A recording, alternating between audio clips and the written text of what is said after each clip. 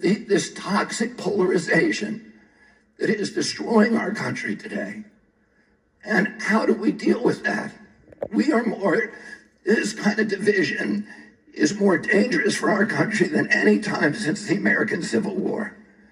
And how do we deal with that? How are we going to, every Democrat on this committee believes that we need to end that polarization. Do you think you can do that by censoring people?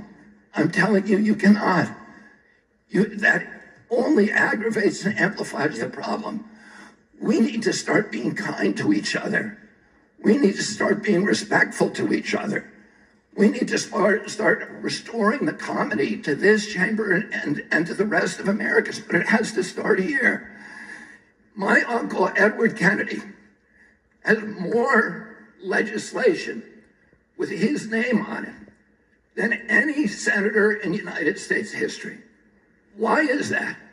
Because he was able to reach across the aisle, because he didn't deal in insults, because he didn't try to censor people. He brought home people who were antithetical to what he believed in. He came home almost every weekend with people like Orrin Hatch to our house at the compound in Hyannisport. At that time, Orrin Hatch to me was like Darth Vader, because I was an environmentalist. And I was saying, why is Teddy bringing this guy home?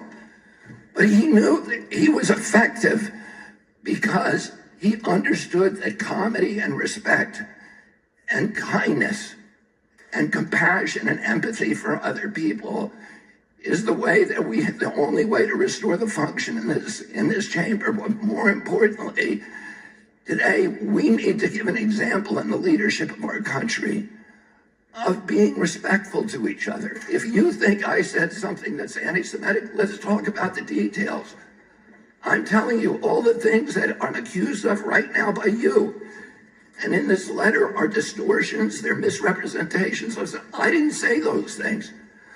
There's fragments that I said, but I denounce anybody who uses the words that I have said to imply something that is negative about people who are Jewish. I never said those things. And I want to point out also that the chairman pointed to Dennis Kucinich, who's fighting behind me.